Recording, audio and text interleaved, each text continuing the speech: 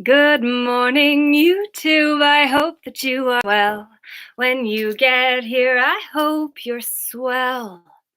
So, this morning, I have not made time with getting on here later than the normal time to show a video. And quite frankly, I kind of have a lot that I'm just enjoying with this morning. And so I don't really want to get myself inverted and doing handstands this morning. So instead, I'm just going to sit and use some frankincense essential oil, which is very good for your crown and divine connection. And so would love for you to understand natural solutions because that's really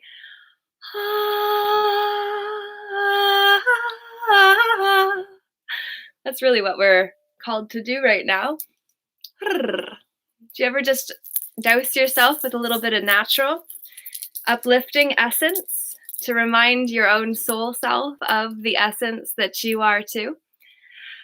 I like to start these meetings at 10 a.m. and will say good morning this morning, and that yesterday I actually became a keeper of the flame with the Great White Brotherhood. So I am excited to be holding the flame and to be taking my studies of alchemy and what it means to ascend to a higher level. And so, anyone that is interested in that path as well, I am brand new to saying yes to it. But I'm quite excited for the transformation that will come for me. And anyone else that chooses to do the same, I am excited to be walking the path of faith with you. And next week, in fact, that is the chapter that we will get to. And this week, we have The Artist's Way. And we have the chapter on recovering a sense of autonomy. And before I do that, I wanted to actually read St. Francis's prayer as our opening for today out of the Heart, Head, and Hand Decrees booklet, because it's beautiful and it really resonates for me. And so I've got my little drum as well, if you're familiar with these little panda drums. I love it. So I just like to keep fun things around me sometimes. And I'm glad that you're one of those which are in my midst this morning because I appreciate you. So, prayer of St. Francis. Lord, make me an instrument of thy peace. Where there is hatred, let me sow love. Where there is injury, pardons peace. Where there is doubt, faith's holy dove. I would bear light where there is darkness. I would bring hope where there's despair. And when there's sadness, I would bring gladness. I am St. Francis. This is my prayer. Master, grant that I may not so much seek to be consoled as to others I may console.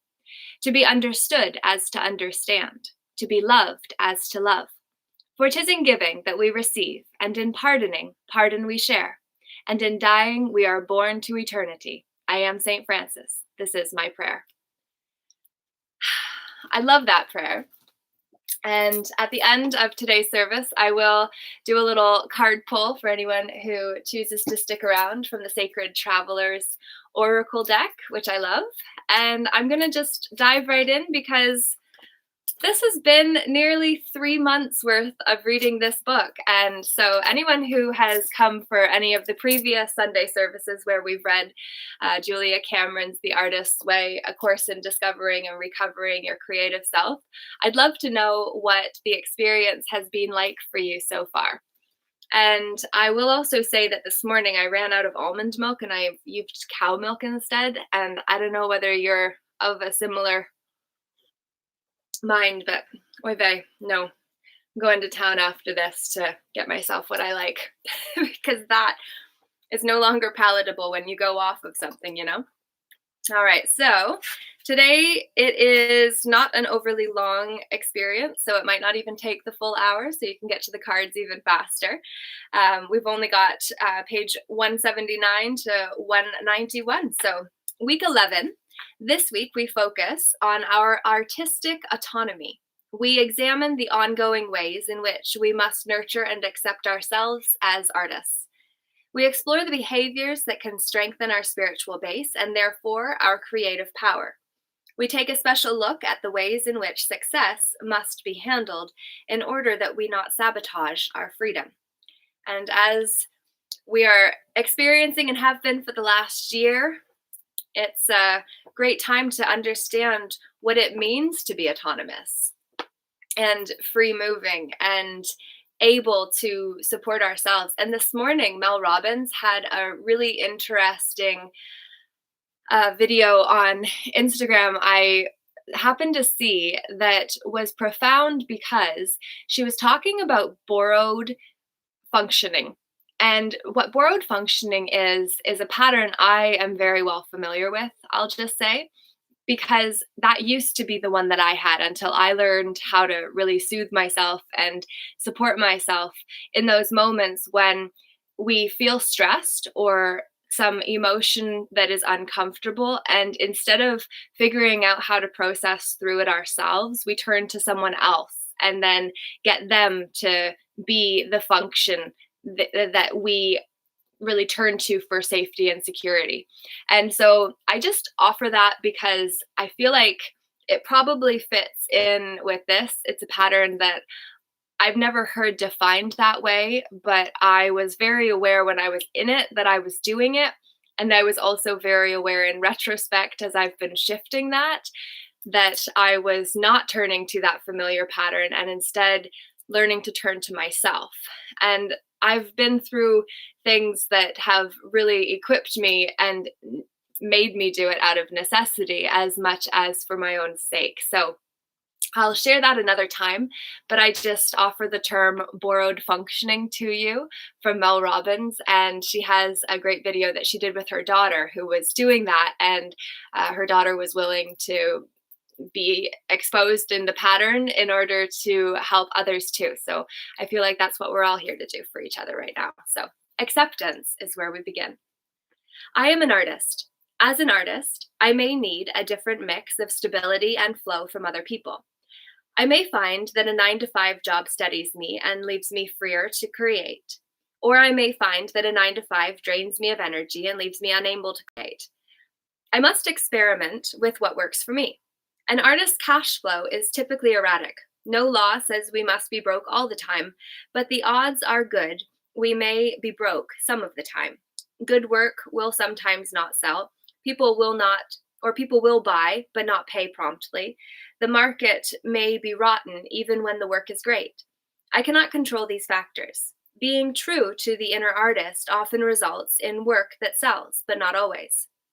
I have to free myself from determining my value and the value of my work by my work's market value. The idea that money validates my credibility is very hard to shake. If money determines real art, then Gauguin was a charlatan. As an artist, I may never have a home that looks like Town and Country, or I may. On the other hand, I may have a book of poems, a song, a piece of performance art, a film. I must learn that as an artist, my credibility lies with me. God and my work, in other words, if I have a poem to write, I need to write that poem, whether it will sell or not. I need to create what wants to be created. I cannot plan a career to unfold in a sensible direction dictated by cash flow and marketing strategies. These things are fine, but too much attention to them can stifle this child within, who gets scared and angered when continually put off. Children, as we all know, do not deal well with later, not now. I'm just making sure that nobody's chose to come over onto Zoom, as I did post that link. And if you choose to comment, I appreciate it. If you want to like the video, it does help. And if you're watching on Facebook and want to watch this over on YouTube, I do appreciate that because I am working to grow my channel to 1,000 subscribers, and it's coming after a long time. We're getting there. So I am grateful to each of you who have subscribed over on YouTube. I need to create what wants to be created. Since my artist is a child, the natural child within, I must make some concessions to its sense of timing. Some concessions do not mean total irresponsibility.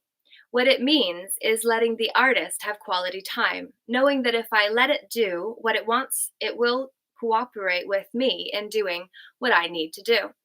Sometimes I will write badly, draw badly, paint badly, perform badly. I have a right to do that to get to the other side. Creativity is its own reward. As an artist, I must be very careful to surround myself with people who nurture my artist, not people who try to overly domesticate it for my own good. Certain friendships will kick off my artistic imagination, and others will deaden it. I may be a good cook, a rotten housekeeper, and a strong artist. I am messy, disorganized, except as pertains to writing, a demon for creative detail, and not real interested in details like polished shoes and floors. To a large degree, my life is my art, and when it gets dull, so does my work. As an artist, I may poke into what other people think of as dead ends. A punk band that I mysteriously fall for, a piece of gospel music that hooks my inner ear, a piece of red silk I just like and add to a nice outfit, thereby ruining it. As an artist, I may frizz my hair or wear weird clothes. I may spend too much money on perfume in a pretty blue bottle, even though the perfume stinks because the bottle lets me write about Paris in the 30s. As an artist, I write, whether I think it's any good or not. I shoot movies other people may hate. I sketch bad sketches to say, I was in this room, I was happy, it was May, and I was meeting somebody I wanted to meet. As an artist, my self respect comes from doing the work. One performance at a time, one gig at a time, one painting at a time. 2.5 years to make one 90-minute piece of film, 5 drafts of one play, 2 years working on a musical. Throughout it all, daily, I show up at the morning pages and I write about my ugly curtains, my rotten haircut, my delight in the way the light hit the tree on the morning run. As an artist, I do not need to be rich, but I do need to be richly supported. I cannot allow my emotional and intellectual life to stagnate, or the work will show it. My life will show it. My temperature will show it. If I don't create, I get crabby. As an artist, I can literally die from boredom. I kill myself when I fail to nurture my artist child because I am acting like somebody else's idea of an adult. The more I nurture my artist child, the more adult I appear to seem. The more adult I am able to appear. Spoiling my artist means it will let me type a business letter. Ignoring my artist means a grinding depression. There is a connection between self nurturing and self respect. If I allow myself to be bullied and cowed by other people's urges for me to be more normal or more nice, I sell myself out. They may like me better, feel more comfortable with my more conventional appearance or behavior, but I will hate myself. Hating myself, I may lash out at others and myself. If I sabotage my artist, I can well expect an eating binge, a sex binge, a temper binge. Check the relationship between these behaviors for yourself.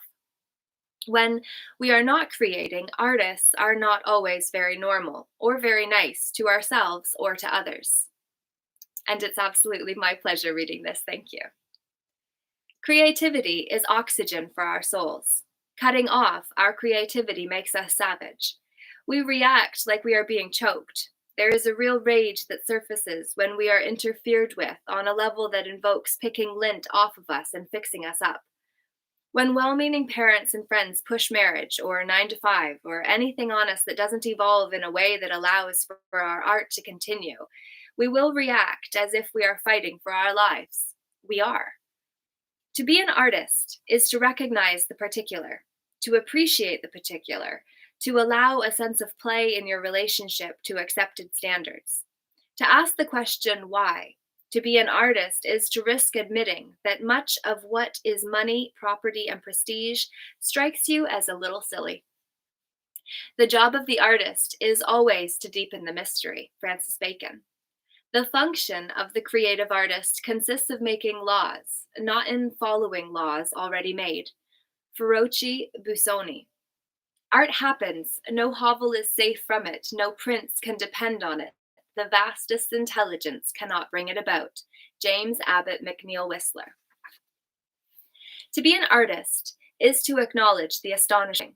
It is to allow the wrong piece in a room if we like it. It is to hang on to a weird coat that makes us happy.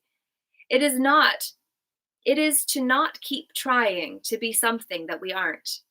If you are happier writing than not writing, painting than not painting, singing than not singing, acting than not acting, directing than not directing, for God's sakes, and I mean that literally, let yourself do it. To kill your dreams because they are irresponsible is to be irresponsible to yourself. Credibility lies with you and God, not with a vote of your friends and acquaintances. The Creator made us creative. Our creativity is our gift from God. Our use of it is our gift to God. Accepting this bargain is the beginning of true self-acceptance. What moves men of genius, or rather what inspires their work, is not new ideas, but their obsession with the idea that what has already been said is still not enough. Eugene Delacroix. No amount of skillful intervention, no amount of skillful invention can replace the essential element of imagination. Edward Hopper. Success. Creativity is a spiritual practice. It is not something that can be perfected, finished, and set aside. It is my experience that we reach plateaus of creative attainment only to have a certain restlessness set in. Yes, we are successful. Yes, we have made it. But in other words, just when we get there disappears. Dissatisfied with our accomplishments, however lofty, we are once again confronted with our creative self and its hungers. The questions we have just laid to rest now rear their heads again. What are we going to do now? This unfinished quality, this restless appetite for further exploration tests us. We are asked to expand in order that we not contract. Evading this commitment and evasion that tempts us all leads straight to stagnation, discontent, spiritual discomfort. Can't I rest, we wonder? In a word, the answer is no. As artists, we are spiritual sharks. The ruthless truth is that if we don't keep moving, we sink to the bottom and die. The choice is very simple. We can insist on resting on our laurels, or we can begin anew. The stringent requirement of a sustained creative life is the humility to start again, to begin anew. It is this willingness to once more be a beginner that distinguishes a creative career. A friend of mine, a master in his field, finds himself uncomfortably committed years in advance of his availability. He is in an enviable position on a business level, but he finds it increasingly perilous to his artistic health. When the wheel turns and the project committed to 3 years ago must be executed, can he do it with imagination and his initial enthusiasm? The honest answer is no. The honest answer is often an uncomfortable no. And so, at great financial cost, he has begun cutting back his future commitments, investing in the riskier but more rewarding gain of artistic integrity. Not all of us, always, can muster such creative courage in the face of fiscal temptation, but we can try. We can at least be willing. As artists, we are travelers, too heavily encumbered by our worldly dignity, too invested in our stations and positions. We are unable to yield to our spiritual leadings. We insist on a straight and narrow when the artist's way is a spiral path. Invested in the outer trappings of a career, we can place that investment above our inner guidance. Deciding to play by the numbers, we lose our commitment to counting ourselves and our own goals worthy. Creativity is not a business, although it may generate much business. An artist cannot replicate a prior success indefinitely. Those who attempt to work too long with formula, even their own formula, eventually leach themselves of their creative truths. Embedded as we often are in the business milieu of our art, it is tempting to guarantee what we cannot deliver. Good work that duplicates the good work that has gone before. Successful movies generate a business demand for sequels. Successful books generate a demand for further similar books. Painters pass through popular periods in their work and may be urged to linger there. For potters, composers, choreographers, the problem is the same. As artists, we are asked to repeat ourselves and expand on the market we have built. Sometimes this is possible for us. Oftentimes it's not. As a successful artist, the trick is to not mortgage the future too heavily. If the house in the Hamptons costs 2 years of creative misery cranking out a promised project just for cash, that house is an expensive luxury. This is not to say that editors should stop planning seasons or that studios should scuttle their business bottom line. It is to say that the many creatives laboring in fiscal settings should remember to commit themselves not only to projects that smack of the sure thing, but also to those riskier projects that call to their creative souls. You don't need to overturn a successful career in order to find creative fulfillment. It is necessary to overturn each day's schedule slightly to allow for those small adjustments in daily trajectory that, over the long haul, alter the course and the satisfactions of our careers. This means writing your morning pages, taking your artist date. But I run a studio, you say, or whatever other thing it is you must do. People depend on me. I say, all the more reason to depend on yourself and protect your own creativity. If we ignore our inner commitment, the cost rapidly becomes apparent in the outer world. A certain lackluster tone, a rote inevitability, evicts creative excitement from our lives and eventually our finances. Attempting to ensure our finances by playing it safe, we lose our cutting edge. As the promised projects diverge further and further from our inner leanings,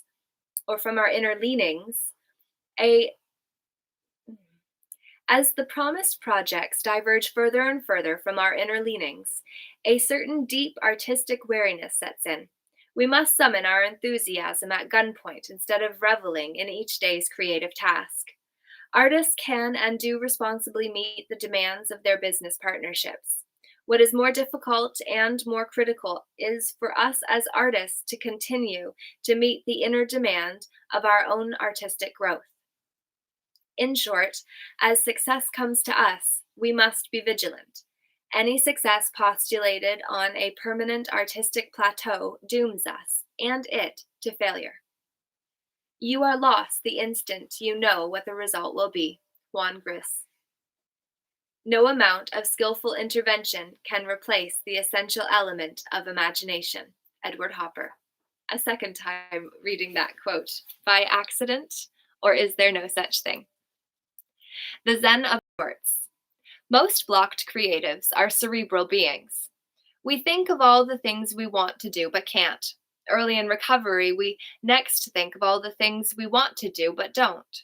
In order to effect a real recovery, one that lasts, we need to move out of the head and into the body of the work. To do this, we must first of all move into the body again. Again, this is a matter that requires acceptance. Creativity requires action, and part of that action must be physical. It is one of the pitfalls of Westerners adopting Eastern meditation techniques to bliss out and render ourselves high but dysfunctional. We lose our grounding and with it our capacity to act in the world. In the pursuit of higher consciousness, we render ourselves unconscious in a new way. Exercise combats this spiritually induced dysfunction. Returning to the notion of ourselves as spiritual radio sets, we need enough energy to raise a strong signal. This is where walking comes in. What we are after here is a moving meditation. It means one where the act of motion puts us into the now and helps us to stop spinning. 20 minutes a day is sufficient. The object is to stretch your mind more than your body. So there doesn't need to be an emphasis on fitness, although eventual fitness is a likely result. It is 6:30 a.m. when the great blue heron stirs from its resting place in the short grasses and rises above the river on huge rhythmic wings. The bird sees Jenny down below. Jenny, down below, sees the bird. The pumping of her legs carries her in an effortless, floating stride. Her spirit soars up to the heron and chirps, "Hello, good morning, lovely, isn't it?" At this time, in this place, they are kindred spirits. Both are wild and free and happy in their motion, in the movement of the winds, the clouds, the trees. It is 4:30 p.m. when Jenny's boss looms in the doorway to her office. The new account is being picky and wants still more changes in her copy. Can she handle that? Yes, Jenny says.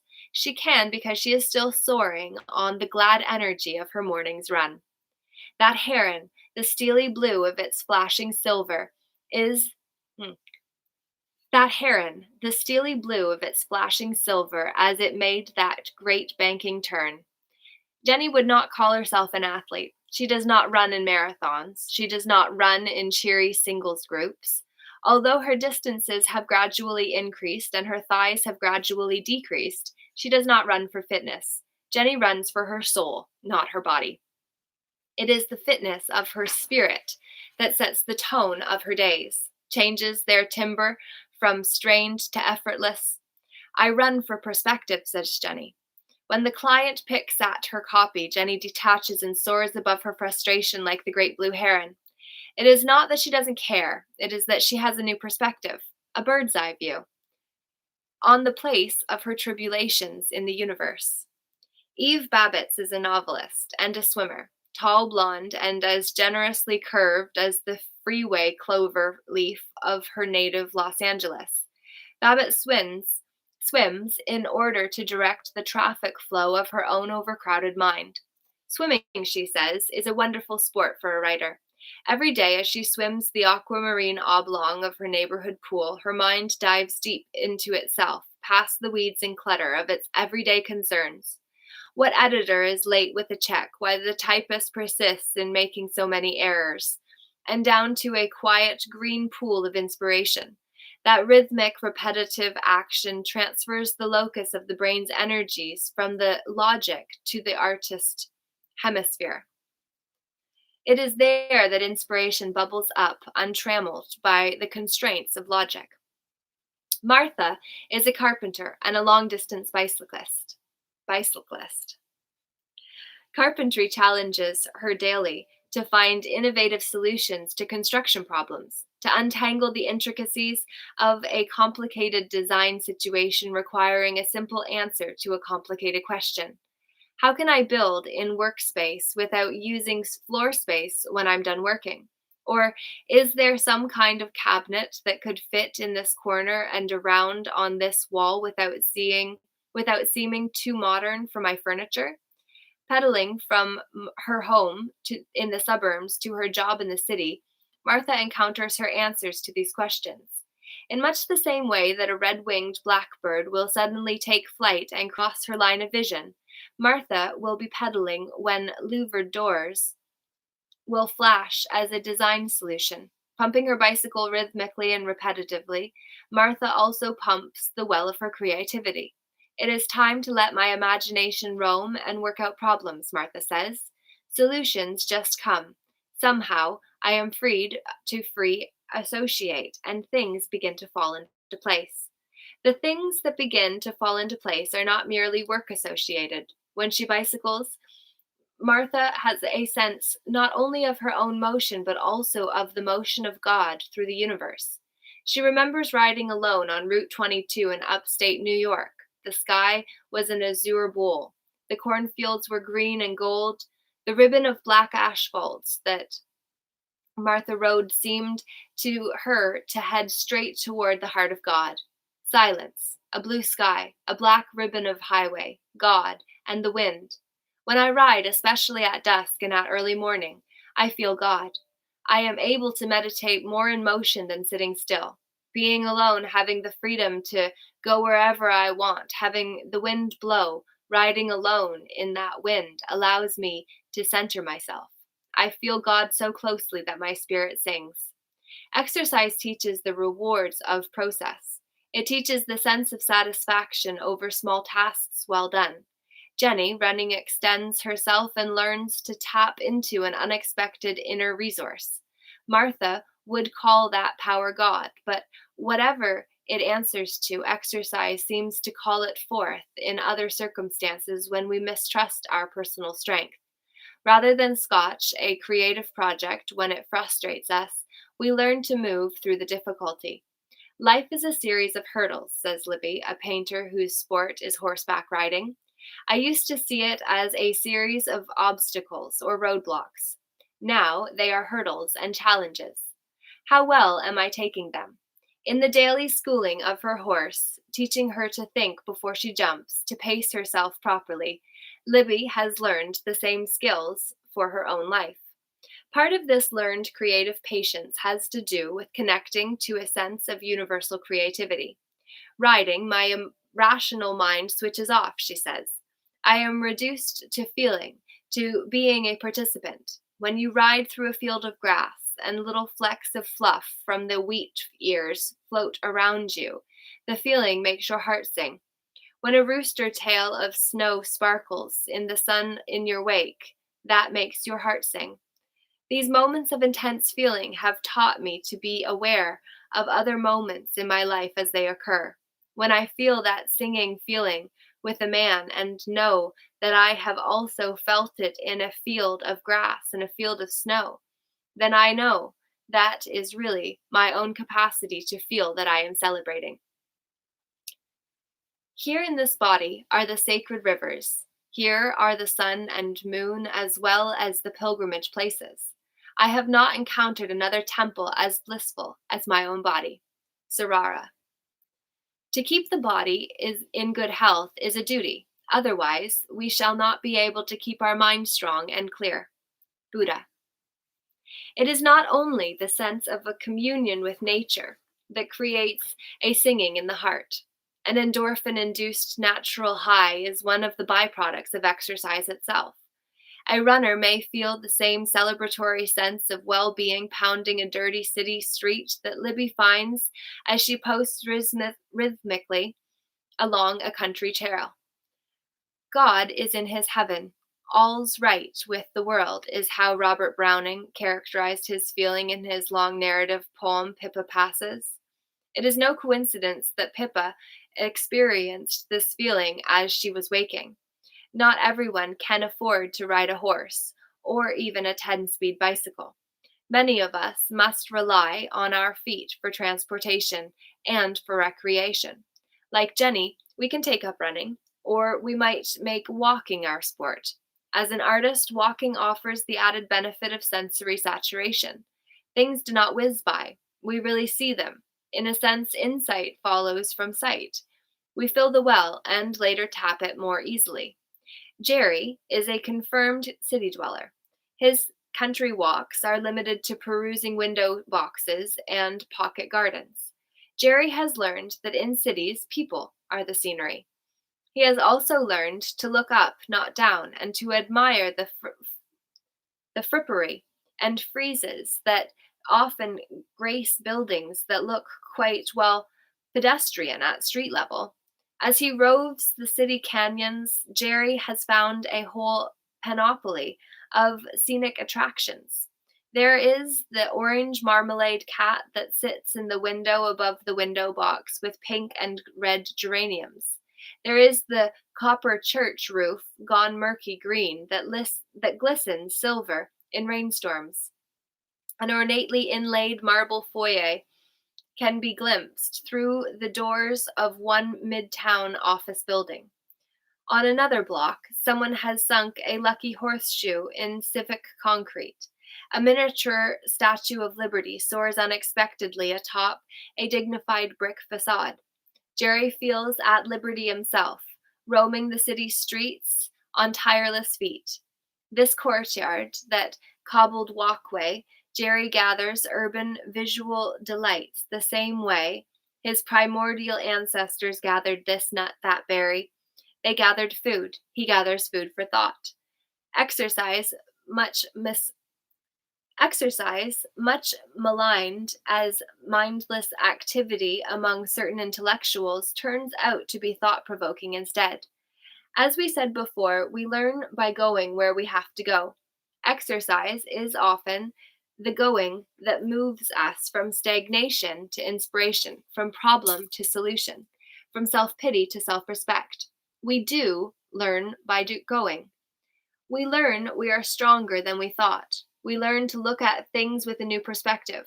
We learn to solve our problems by tapping our own inner resources and listening for inspiration, not only from others, but from ourselves. Seemingly without effort, our answers come while we swim or stride or run or ride. By definition, this is one of the fruits of exercise.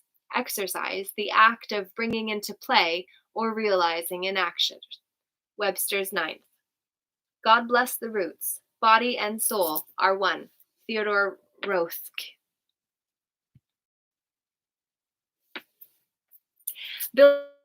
Building your artist's altar. And we are nearly to the end of this week. Woohoo!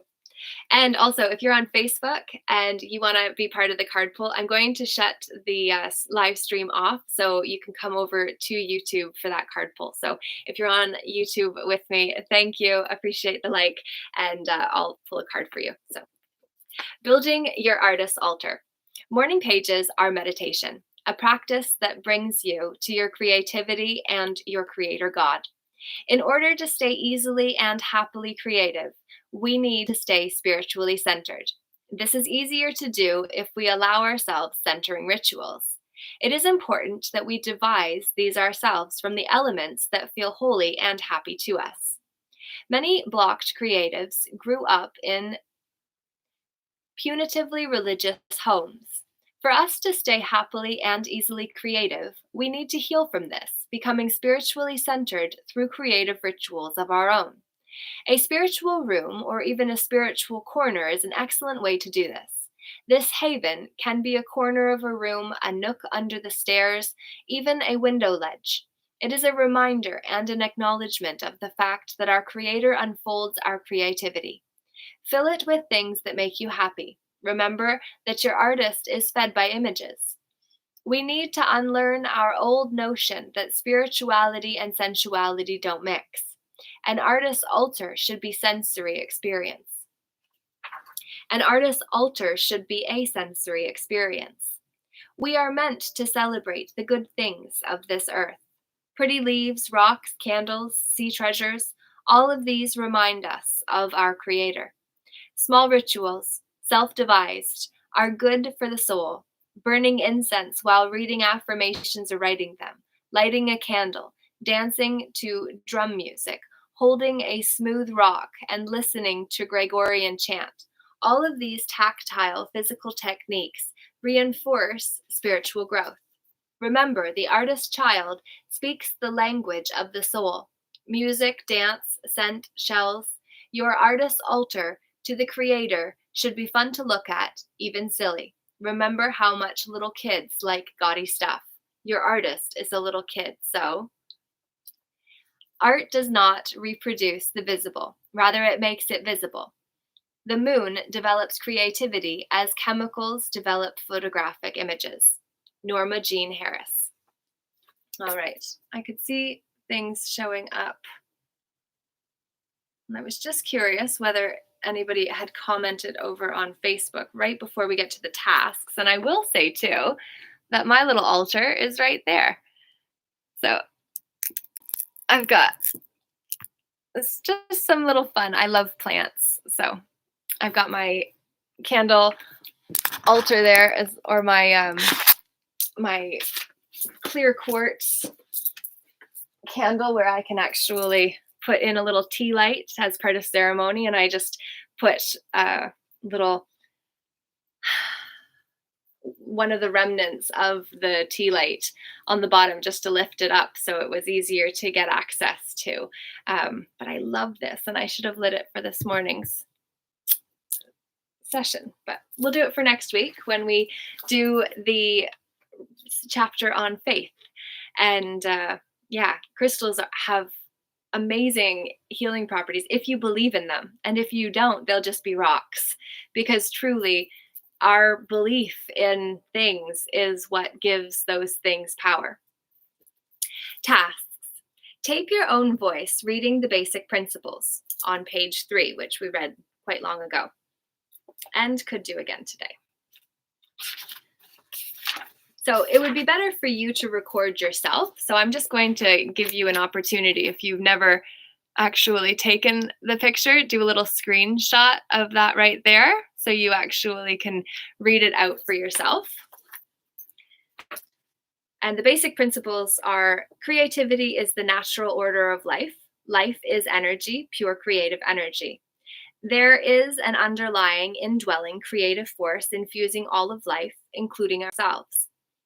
When we open ourselves to our creativity, we open ourselves to the Creator's creativity within us and our lives. We are ourselves creations, and we, in turn, are meant to continue creativity by being creative ourselves. Creativity is God's gift to us. Using our creativity is our gift back to God. The refusal to be creative is self-will and is counter to our true nature. When we open ourselves to exploring our creativity, we open ourselves to God, good, orderly direction, or grand overall designer. But good, orderly direction is a good one that was new to me in reading this. As we open our creative channel to the Creator, many gentle but powerful changes are to be expected.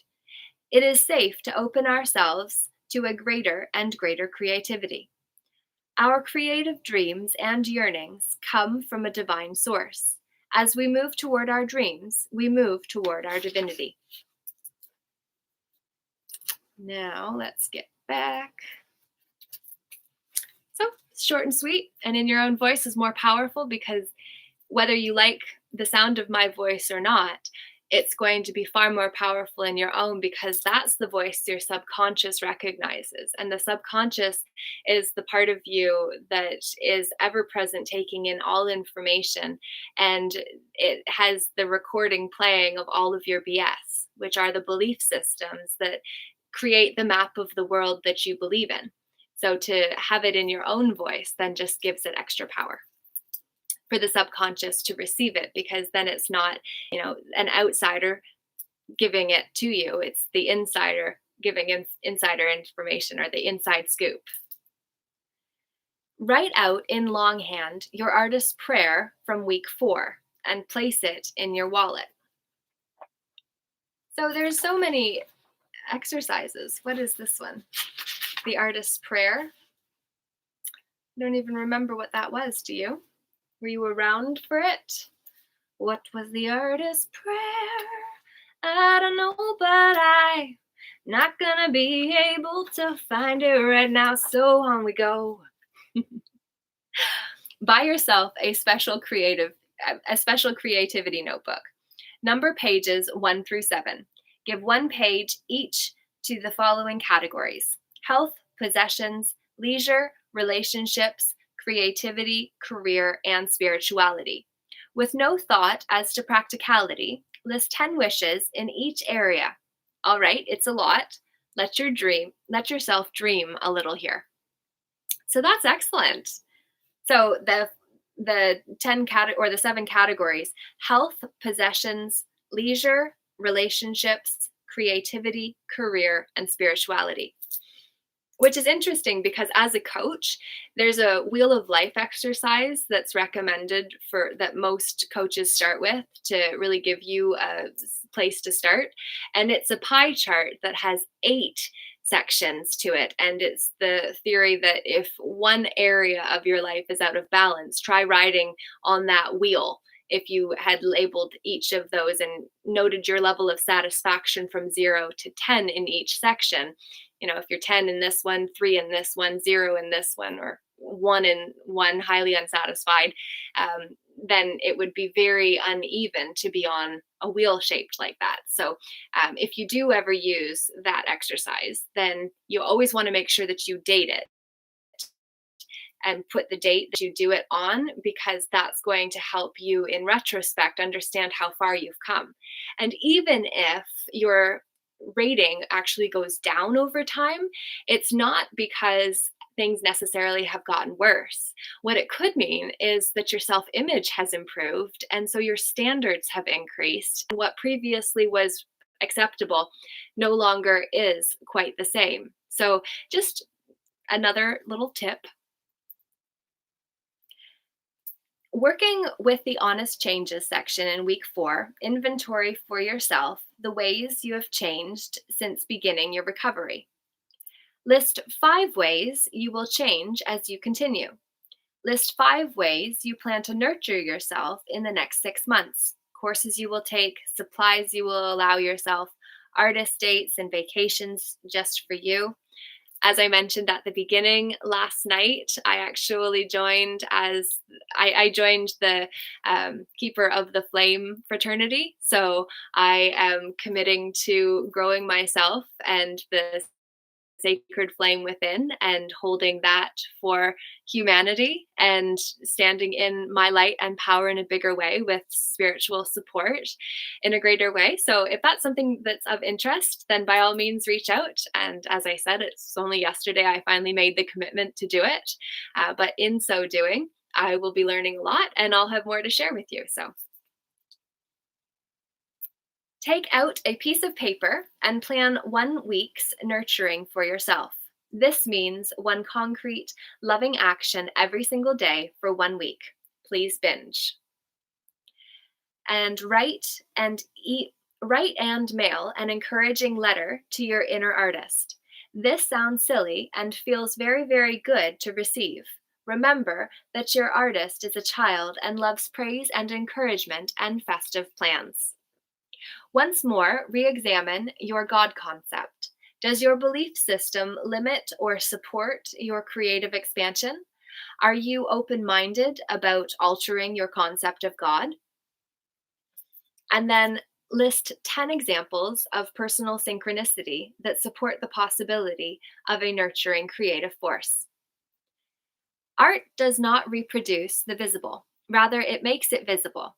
The moon develops creativity as chemicals develop photographic images. Norma Jean Harris.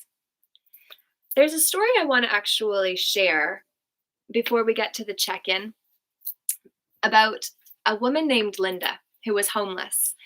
And I met her when I was in Vegas for a conference, and I was with a friend, and it was drama, and I ended up early one morning going outside of the hotel to sit down in a flower bed. And I was writing, and the flower bed in Vegas was just rocky red dirt and rock, essentially. But I just wanted to be outside and just be with nature and get myself grounded before the conference one day. And so I went out there, and there were 2 people that were crossing the road. And one was a woman I wanted to compliment hair because she had a nice do, and I just felt compelled. But my friend had been saying that I give out compliments too freely, and it takes away from the experience of being with me. And so anyway, I just kind of was taking in that conversation, and so I held back instead of saying anything as she flitted off. And then all of a sudden the guy she was with came over to me and said, "Do you have water?" And I did have water, but I didn't really want to give it away, and I didn't want to say no, and so I didn't reply. I just uncomfortably just sat and kind of went back to my journal, and just like I think I made a shook my head no, and just like went back to my journal. And he threw me his water in a Gatorade bottle. And in that moment it was like, oh my God, one who has nothing just gave me what he had because he thought that maybe because in Vegas you can win everything overnight or lose everything overnight. And so he gave me something that may not have been precious, but in that moment he was giving freely. And I wasn't going to drink it, and I didn't want to just take it and then throw it away because it could be valuable to him or someone else. And so I basically got up and I went over to him. And at the time, I was also smoking weed. And so I had my little pipe, and I basically invited him, and Linda had gotten back over by that point. And so I offered them if they wanted to have a bowl. And so then they came over and sat with me, and he stayed for maybe a minute or two. And then he just got up and he left, and Linda and I sat there for the next 2 hours. Security came and she jumped over the fence, and I was a guest paying to be there, so I was able to stay, and they felt bad when they found that out, but it was all perfect. But my point in sharing this story, because I'm not perfect and I have definitely um, been on a journey, and that was always my peace offering and my way to connect with people, because generally speaking I'm at a different vibe, so I kind of used it to bring myself down and ground myself more. But I only share all of this because at the time I was still writing the book that hasn't been shared with the world, but that ultimately was part of why I can so relate to what Julia shares in this book. And in the moment that we were sat there, she was listening to me explain the hero's journey from a soulful perspective, which is the sacred sojourn of the soul that I've come up with in that time and had the basic framework or template for at that time that I shared with her. And it was mind blowing for her. And because she vested authority into me, who was freely pouring into her without any expectation, there was a point where, and at that point, there was no openness on my part as to the Bible or the truths that were in it, to be fully honest. And I didn't know who Jesus was or what his example served as for us all. And so I've come a long way in understanding, and I'm not claiming to know specifically fully yet, but I have a better idea now. But at that time, it was so poignant because I say this after, are you open minded about altering your concept of God? And there are a lot of people for whom Jesus and God are inseparable. And as she and I were working together, and literally she was having cathartic experiences of screaming out loud and beating her hands and her fists on the ground. And, her husband of 20 years was also her abuser, who had put her into hospital and nearly killed her many times. And he had died 3 months before that, which was why she had become homeless, because as the victim of her abuser, she didn't know who she was separate from him. And so she was reinventing her identity, which I believe is why we had the privilege of connecting that morning. And what she did next was so profound for me. As we were in this exchange, she literally, with all of her faith and hope, she said, "Please don't take Jesus away from me." Because she knew that because of the power she was giving to me, that I could. And I said, "I would not dream of taking away what makes you feel safe. So you hold on to whatever that is for you, and just take what fits and sits and leave the rest, and question anything you're not sure of that might work, might not. You decide." And so I gave her the power that she was freely giving me. But in that moment, she just, in begging me not to take what she believed in away from her, it was so profound, because at that time I was still very much in the program and pattern of giving my power away too.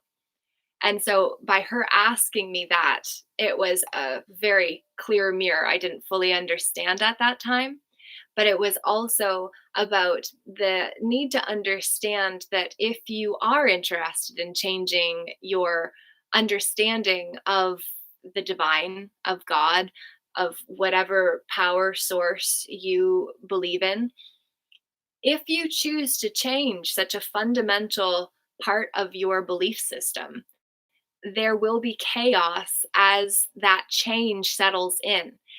And so, anytime we change our self image, which is what is happening as a collective right now, we all go through that experience of either being one who has given our power to others, or who is learning to take that power back.